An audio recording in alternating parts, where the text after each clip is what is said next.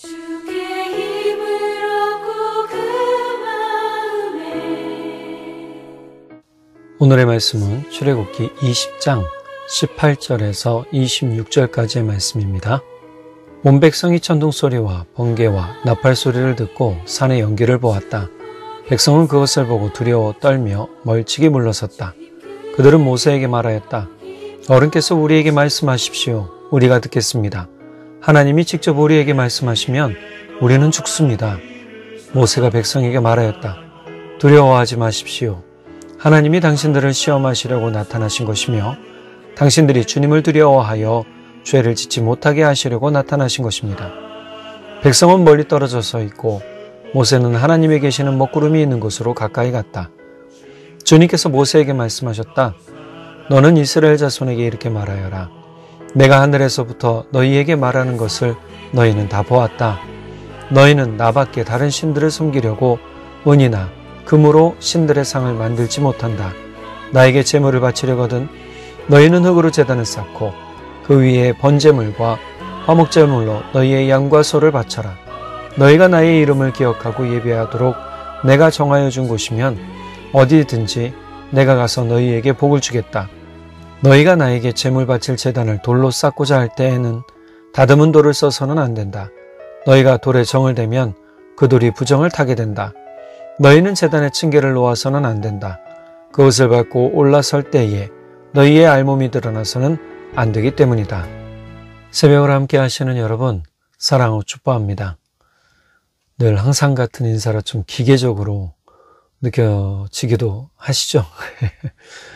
근데 저는 이 인사가 참 좋습니다. 새벽을 함께 한다.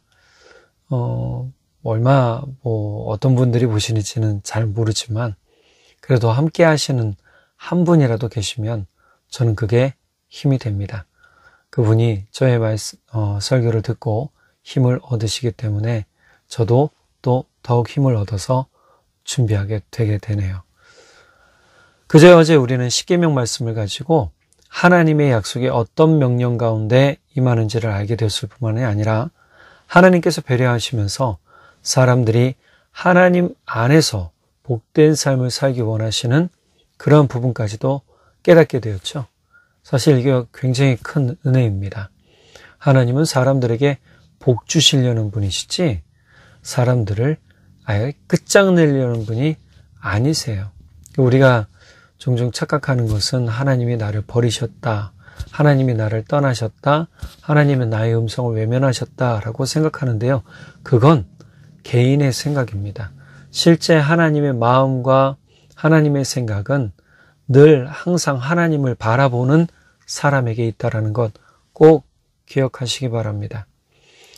하나님께서 하나님과 사람과의 관계, 그게 첫 번째 파트였고요. 두 번째, 사람과 사람과의 관계, 얼마나 복되게 만들어갈 수 있는가. 하나님과 사람 사이에서 사람이 하나님께 복을 받는 존재가 되려면 하나님을 섬겨야 된다. 하나님만 섬겨야 된다라는 것을 깨닫게 되었고요. 두 번째, 사람과 사람 사이의 관계가 복이 되게 하려면 우리가 절대로 다른 사람에게 피해를 주거나 또는 다른 사람들의 것을 탐내서는 안 된다. 즉, 탐욕을 가져서는 안 된다라고 말씀을 드렸죠. 이것은 도덕적인 것 이상의 것을 하나님이 요구하신다는 것을 깨달아야 됩니다. 물론 제가 어제도 말씀드렸지만 사람이 만든 법조문에도 살인에 대한 금기문이 나와 있고 살인할 때는 형법이 어떻게 또는 형사법이 어떻게 되어 있는지를 알려주고 있단 말이에요. 도둑이나 마찬가지죠. 빼앗거나 강도질하거나. 그런데 하나님은 이런 것뿐만이 아니라 이런 것이 우리의 삶에 또 우리 영에 어떠한 영향을 미치는지 설명해 주시고 그래서 우리가 하나님께 복을 받는 존재가 되려면 우리는 육체적으로 그러한 것을 터부시해야 되고 멀리 해야 되고 또 바라보지도 말고 생각하지도 말아야 되고 우리는 사랑에 힘쓰는 사람이 되어야 된다라는 것을 말씀을 드렸죠. 그래서 우리가 하나님께서 말씀하신 네 번째 조항에 열심히 일하는 것, 또 하나님을 사랑하는 것, 이것이 사랑을 받는 조건 중에 하나였다라는 것을 기억해 볼 수 있습니다. 특히 하나님은 6일 동안 일을 하셨음을 강조하시면서 사람들이 자신의 삶에 최선을 다해 살 것을 강조해 주세요. 많은 사람들이 요즘 점점 일확천금에 눈이, 물론 옛날부터 그랬지만 지금 젊은 세대들도 더 그런 것들이 두드러지게 나타나는 것을 볼 수 있고요. 물론 제 주변에는 일확천금을 이야기한 청년들이 없습니다. 전부 다 열심히 노력하고 힘쓰고 일하는 청년들이 많아요. 그래서 참 감사해요. 왜냐하면 그렇게 자기 자신을 위해 열심히 살기도 하겠지만 하나님께서 주신 일들을 가지고 열심히 사는 모습 볼 때 얼마나 그 모습이 참 대단하다라고 느껴지는지 모릅니다. 그래서 사실 저도 도전을 받지요. 이렇게 강조한 부분을 기억한다면 우리는 게으르게 살 수가 없어요. 하나님도 열심히 6일 동안 일하셨는데 우리가 뭐라고 열심히 6일 동안 일 안 해야 되겠습니까? 일해야죠. 우리에게 주어진 모든 직장의 일, 사업의 일, 또 우리 삶을 열심히 경영해 나가는 삶을 살아야 되겠다라는 것을 말씀드리고 싶네요. 그리고 영적 충전의 시간을 통해서 새 힘을 얻고 세상 가운데 나가야 함은 아주 당연한 것입니다. 우리가 하나님을 경험하지 못하고 세상 가운데 나가면 어떤 일이 있겠어요? 우리가 주일날 쉼이라는 것은 하나님 안에서 쉬는 겁니다. 하나님 안에서 쉼을 얻고 힘을 얻고 나가야 된다라는 것 말씀드리고 싶네요. 자, 이 10가지 약속이 있는 명령의 선포를 들은 이스라엘이지만 실제 이제 하나님이 나타나시고 하나님의 모습이 드러나기 시작했을 때 음성이 들려지고 오늘 본문에 보니까 몇 가지 징조가 있죠. 첫 번째 천둥 소리가 났고, 두 번째 번개가 쳤고, 세 번째 나팔 소리가 들렸고, 네 번째 산의 연기를 보았다.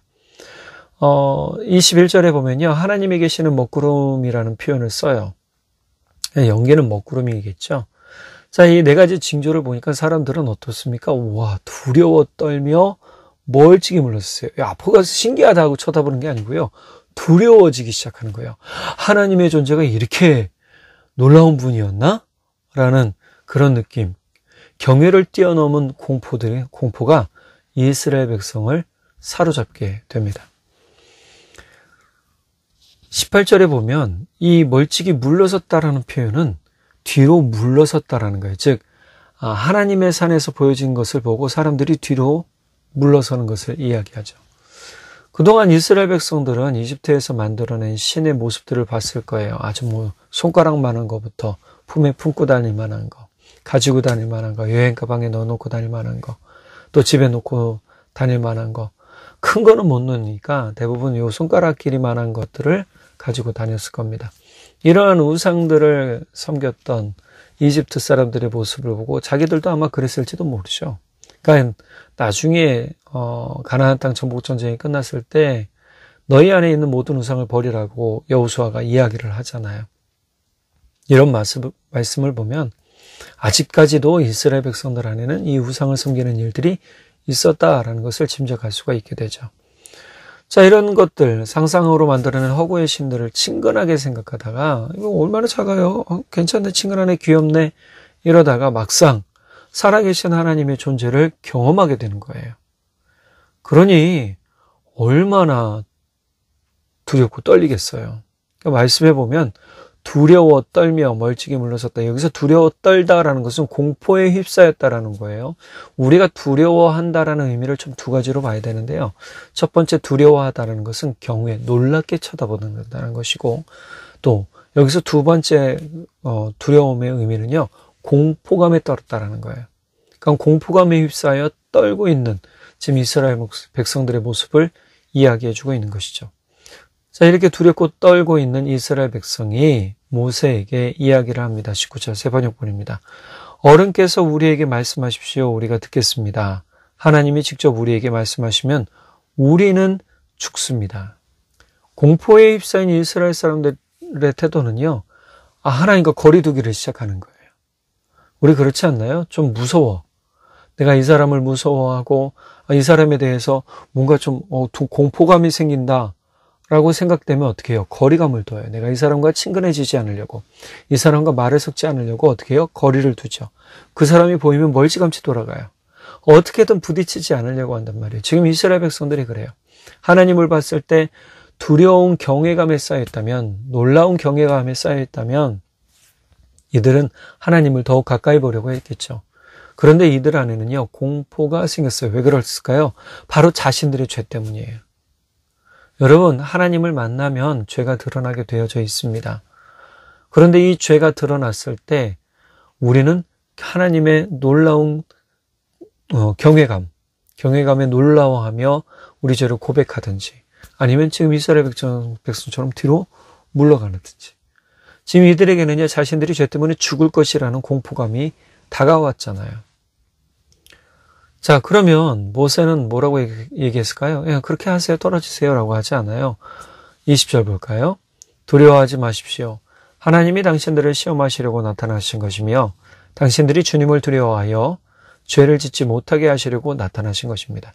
두 가지 때문에 나타나셨대요. 첫 번째, 하나님이 당신들을 시험하시려고. 시험이란 테스트, 템테이션, 유혹하고 넘어뜨리고, 그게 아니고요. 시험, 테스트. 얼마나 나의 말을 잘 지키는가, 그거를 테스트해 보려고 나타나셨고, 두 번째 뭐라고 그래요? 죄를 짓지 못하게 하시려고. 하나님이 어떠한 존재인지를 알았으니까 더 이상 이 죄를 지으면 안 되겠구나 라는 것을 알려주시려고 나타나셨다는 거예요. 그럼 우리에게도 동일하겠죠. 우리에게 하나님이 나타나셨을 때 우리는 어떤 분일까? 하나님이 우리에게 어떤 분으로 여겨질까? 그러니까 단순히 하나님이 그냥 하나님 됨이라고 생각할지 모르지만 하나님이 사실은 우리 삶과 굉장히 밀접한 분이에요. 우리 삶에 개입하셔서 우리 삶을 주관하기를 원하신단 말이에요. 우리 삶에 늘 함께 하기를 원하세요. 그런데 이런 분이 만약에 공포의 대상으로 여겨진다면 아까 말씀드렸던 것처럼 하나님과 자꾸 가까워지지 않으려고 한단 말이에요. 교회는 나와요. 예배는 드리는데 하나님이 두려우니까 어떻게 해요? 가까워지지 못해요. 말씀이 들어가지 않아요. 말씀이 선포되어져도 그 말씀에 좀 두려워 떨면서 아무 생각도 가지지 못해요. 우리는 하나님을 공포의 대상으로 보는 것이 아니라 경외의 대상으로 보는 것이 매우 합당한 태도입니다. 그러니까 놀라우신 하나님, 어메이징 갓, 놀라우신 하나님으로 보고요. 또 전능하신 하나님으로 보고 경외해야 돼요. 경외하다는 건 높이며 두려워하는 것이죠. 여기서 두려움을 가진다는 것은 여기 두려움이 존경이에요. 존경. 그러니 이런 존경을 가지고 앞으로 나아가면 하나님이 얼마나 기뻐하실까요? 공포, 심판자로만 본다면 하나님은 우리의 삶과 절대로 가까워질 수 없는 분이라고 생각하게 되는 거죠. 이스라엘 백성, 하나님의 모습을 딱 보고 난 뒤, 하나님의 나타나심을 보고 난 뒤, 경험하고 난 뒤, 이들은 두려워 숨으려고 했잖아요. 우린 뒤로 물러가 침륜당하는 사람이 아닙니다. 우리가 하나님 앞에 나아가서 하나님과 함께 기쁨의 교제를 나누어야 될 사람들이라는 것을 꼭 기억하셔야 됩니다. 예수님은요, 하나님을 매우 친근한 분으로 말씀하신 것을 기억한다면 하나님이 우리 삶과 매우 가까우신 분이라는 사실을 기뻐하게 돼요. 요한복음 15장 14절에서 17절 현대인의 성경입니다. 내가 명령하는 것을 너희가 실천하면 너희는 바로 내 친구이다. 이제부터는 내가 너희를 종이라고 부르지 않겠다. 종은 주인이 하는 일을 모른다. 오히려 내가 너희를 친구라고 부르는 것은 내가 아버지께 들은 것을 모두 너희에게 알려주었기 때문이다. 너희가 나를 선택한 것이 아니라 내가 너희를 선택하여 세웠다. 이것은 너희가 세상에 나가 열매를 맺게 하고 그 열매가 항상 있도록 하기 위해서이다. 이렇게 되면 너희가 내 이름으로 무엇을 구하든지 아버지께서 너희에게 다 주실 것이다. 서로 사랑하여라.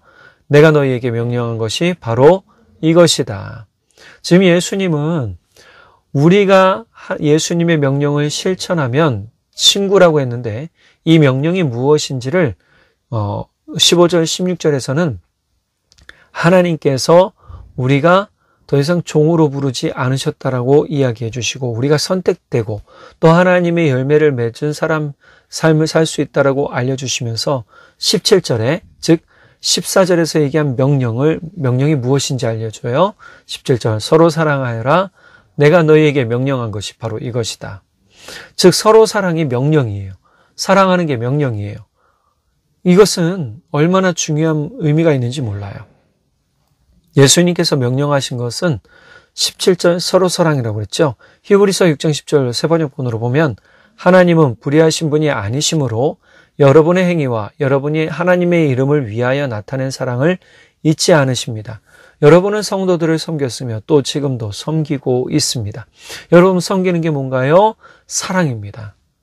그러니까 하나님의 이름을 위하여 나타난 사랑을 하나님은 잊지 않으세요. 하나님은 불의한 분이 아니시라고 지금 서두에 이야기하잖아요. 하나님은 의로우신 분이라 하나님의 이름으로 사랑하고 하나님의 이름을 위하여 사랑을 나타낸 사람, 섬기는 사람을 하나님 기억하신다. 그에게 의의 사랑을 갚아주신다라고 지금 바울 사도는 알려주고 있단 말이에요. 서로 사랑하는 사람은 사랑이신 하나님을 알게 되므로 하나님에 대한 존경이 생기게 돼요. 왜요? 하나님 그분 자체가 사랑이시기 때문이에요. 그러니까 사랑할 수밖에 없도록 하나님 만들어주세요. 이 사랑이 슬픈 사랑인가요? 두려움의 사랑인가요? 협박의 사랑인가요? 아니에요. 이 사랑은 섬김의 사랑이에요. 하나님께서 외아들 독생자 예수 그리스도를 우리에게 주시는 섬김의 사랑이에요.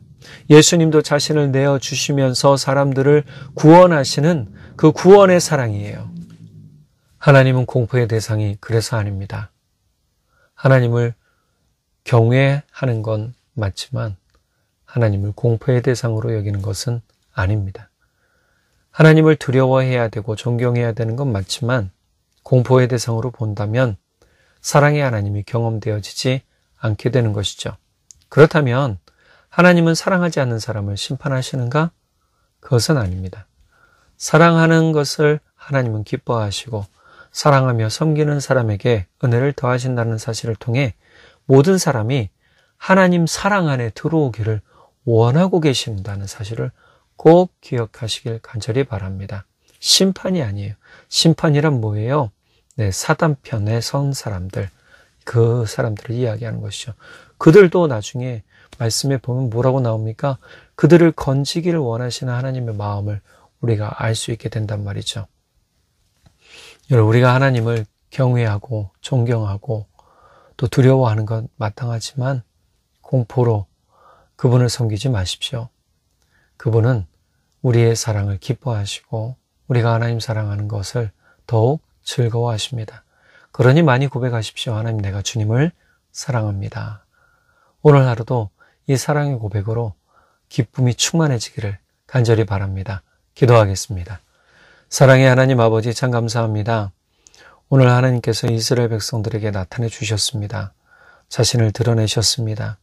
그런데 이스라엘 백성들은 하나님을 향한 경외와 존경이 아닌 그냥 공포의 대상으로 느껴버렸습니다. 모세가 이야기를 했어도 이스라엘 백성들은 하나님 앞에 나아가기를 주저합니다. 우리가 하나님을 경외하고 존경하겠습니다. 하나님을 더욱 사랑하겠습니다. 성령 하나님, 우리 안에 주를 향한 사랑이 더욱 커지게 해주시고 하나님 아버지를 사랑하는 마음, 예수님을 사랑하는 마음이 더욱 커지므로 우리 안에 친구와 같은 아주 친밀한 영적 은혜의 경험이 생길 수 있도록 성령 하나님 도와주십시오. 오늘 하루도 우리가 주님을 사랑합니다 라고 고백하며 살겠으니 이 사랑의 은혜로 우리가 넉넉히 이기게 하여 주십시오. 믿고 감사드리며 우리의 사랑의 주님이신 예수님의 이름으로 기도드렸습니다. 아멘. 오늘 하루도 주의 은혜와 사랑 가운데 함께 하시는 여러분 되시길 간절히 바랍니다. 사랑으로 축복합니다. 주의 힘을 얻고 그 마음에 시온에 들어가 있는 그대는 하나님의 축복의 사람이죠. 주님 그대를 너무 기뻐하시죠. 주의